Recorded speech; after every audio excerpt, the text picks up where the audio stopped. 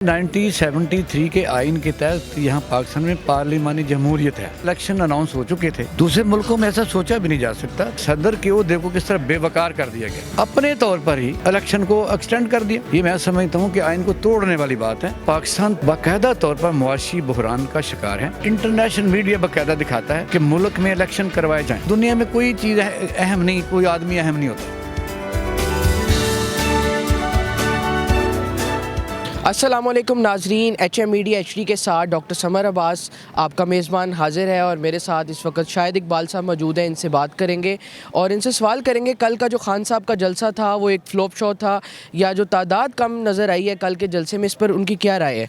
जी शाहिद साहब। डॉक्टर साहब बहुत शुक्रिया और HM मीडिया का भी शुक्रिया। सूरत ये है कि जो ज़िंदा कौमें हैं या जिस तरह हमारा मुल्क है, ये 1973 के आइन के तहत यहाँ पाकिस्तान में पार्लिमानी जमहूरियत है और जमहूरियत के जो तकाज़े हैं वो सियासी पार्टियाँ अपना मैसेज आवाम को देती हैं।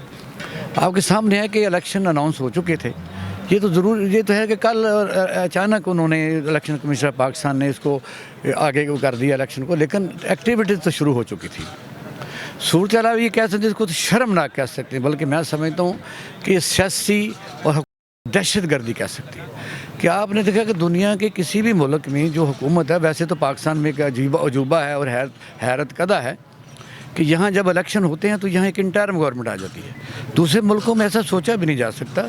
जो भी हुकूमत होती है बिल्कुल फेयर एंड फ्री इलेक्शन करवाती है और यही एक मुल्कों की मजबूती और का ही एक इस पर दारोमदार होता है। पाकिस्तान में माफिया जिस मुल्क पर हुकूमत कर रहे हैं उसका सबूत ये है कि एक चलता निज़ाम जो है, जिसको तमाम जो है जमातों ने एक ज़माने में पास किया था कि यहाँ पार्लियामानी जमहूरियत होगी और आइन के तहत जो पंजाब और KPK में इलेक्शन होने थे जिसको अनाउंस किया गया और आराम से अनाउंस नहीं किया गया, बाकायदा तौर पर उसके रास्ते में रोड़े भी अटकाए जाते रहे।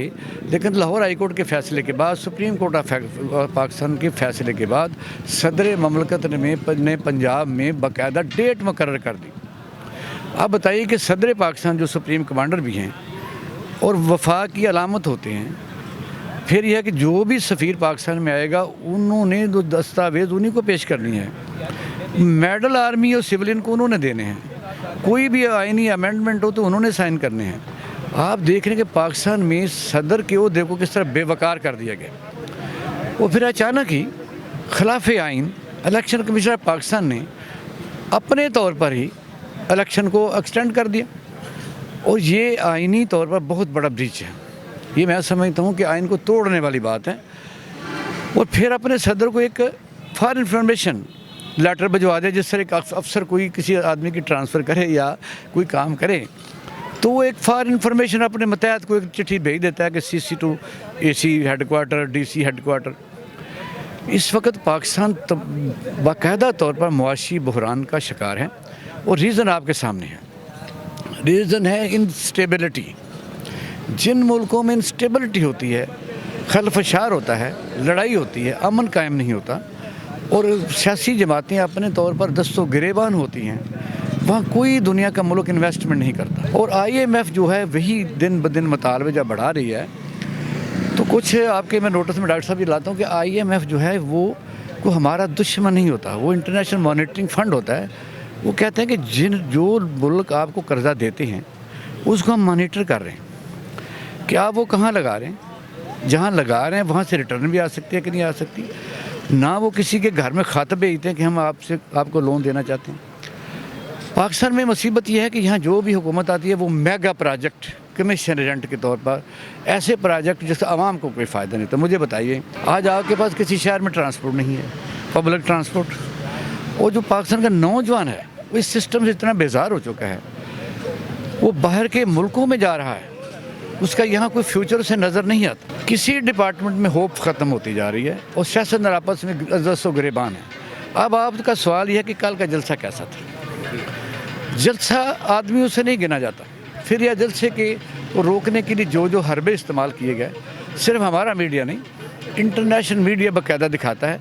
तो मान लिया अपने अपने तौर पर कि बहुत करोड़ों में नहीं था, लेकिन जो पार्टी को जिनका रोमांस होता है वो लोग पहुँचे, मैसेज दिया। मैसेज क्या था कि मुल्क में इलेक्शन करवाए जाएं, कि आइंदा इलेक्शन अगर होते हैं تو عوام ان کا کیا حشر کریں گے؟ کیا آپ 90 دن میں الیکشن ہوتے نظر آ رہے ہیں آپ کو؟ دیکھیں یہ سب سے زیادہ اب نظریہ سپریم کورٹ آف پاکستان پر ہے. ویسے تو ملک کی آئین کو کوئی مان نہیں رہا.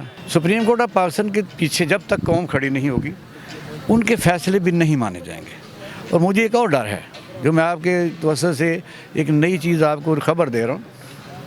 مجھے لگ رہا ہے کہ وہ یہ تاریخ وہ دہرائی جا رہی جب جسٹس سجاد علی شاہ کے اوپر حملہ کیا گیا تھا سپریم کورٹ پر. پھر نیچے رفیق تارڑ صاحب جو بعد میں صدر مملکت بنے, انہوں نے مینج کیا ایک بینچ کوئٹہ سے اور اپنے ہی چیف جسٹس کے خلاف وہاں سے فیصلہ آ گیا. مجھے اس وقت بھی سپریم کورٹ آف پاکستان میں ڈویژن نظر آ رہی ہے, اور اگر ڈویژن نہ آئی تو پھر سپریم کورٹ آف پاکستان جو فیصلہ کرے گی وہ بہت دیر تک پاکستانی قوم کے لیے مشعل راہ بھی ہو سکتا ہے اور ایک طریق راہ بھی ہو سکتی ہے. یہ پاکستان کا آئین کہاں کھڑا ہے, اور اس کو اگر مان لیا گیا کہ الیکشن کے لیے حالات سازگار نہیں ہیں, اکانومی کا مسئلہ ہے, لا اینڈ آرڈر ہے, پیسے نہیں ہیں, تو پھر جو بھی حکومت آئے گی وہ ان تینوں چیزوں کو مینج کر کے الیکشن کبھی نہیں کروائے گی. کیا پاکستان کے آئین میں گنجائش ہے کہ اگر پیسے نہیں ہیں, ملک کے پاس معاشی حالات خراب ہیں, تو الیکشن کو آگے کیا جا سکتا ہے؟ یہاں بالکل گنجائش ہے, ود ان 90 ڈیز ہے. اگر الیکشن نہیں ہوتے, الیکشن ملتوی ہو جاتے ہیں, تو یہ نگران سیٹ اپ چلے گا یا کوئی اور سیٹ اپ آئے گا پھر؟ دیکھو آئینی ماہرین تو کہتے ہیں کہ آئین سیٹ اپ بھی 90 ڈیز سے آگے نہیں چل سکتا, لیکن پاکستان کے آئین کو اس وقت بڑا ایک خطرہ ہے جو اس وقت حکمران ہے. اب آپ بتائیے کہ کوئی راستہ نکالا جا سکتا ہے. جو اعلان کیا گیا الیکشن کا, آپ کو اور خبر دیتے ہیں کہ اس وقت ان کا خیال ہے کہ صدر مملکت اور chief justice of Pakistan retire ہو چکے ہوں گے. اب جب یہاں تک آدمی مینج کر رہا ہے تو پھر ملک کی کس کو پرواہ ہے؟ آپ سمجھتے ہیں کہ خان صاحب کا اسمبلیاں توڑنے والا جو فیصلہ تھا وہ غلط تھا؟ دیکھیں کچھ لوگ تو کہتے ہیں کہ غلط تھا, میرا بھی خیال یہی ہے, لیکن کچھ لوگوں کو یہ پتہ نہیں کہ اگر اسمبلی نہ توڑی جاتی تو تھوڑے دنوں میں کچھ اور ایم پی کو وہ خرید رہے تھے. میرا آپ سے آخری سوال یہ ہے کہ جو عمران خان صاحب نے اعلان کیا ہے کہ ہم نکلیں گے, روڈوں پہ نکلیں گے, الیکشن کروائیں گے, اگر وہ اس میں ناکام ہو جاتے ہیں اور ان پہ تھریٹ بھی بہت زیادہ ہے, کیا آپ سمجھتے ہیں کہ وہ ان کی جان کو بھی کوئی خطرہ ہے اس سارے سینیریو کے اندر؟ دیکھیں دنیا میں کوئی چیز اہم نہیں, کوئی آدمی اہم نہیں ہوتا, میسج اہم ہوتے ہیں. انسان نے اپنی زندگی میں کتنے کام کر لینے ہیں, یہ ناکام بھی ہو سکتا ہے. کتنے لوگ بیچارے اپنے روزگار چھوڑ کے روز نکل سکتے ہیں. لوگوں کو تو اپنی مہنگائی اور جان کے لالے پڑے ہوئے ہیں. کب تک انسان مار کھاتا رہے گا؟ گھر میں روزی روٹی کمانی ہے, ماں بیمار ہے, بھائی بیمار ہے, فیوچر کوئی نہیں ہے. اگر عمران خان اس کو لمبا کرتا ہے تو لوگ تھک بھی سکتے ہیں, لیکن وجہ کو انہیں میسج دینا ہے. جیسا کہ آپ نے شاہد اقبال صاحب کی رائے سنی, انہوں نے موجودہ حالات کے بارے میں تفصیلاً بتایا. تو ملتے ہیں کسی نئے شو پہ. اللہ حافظ.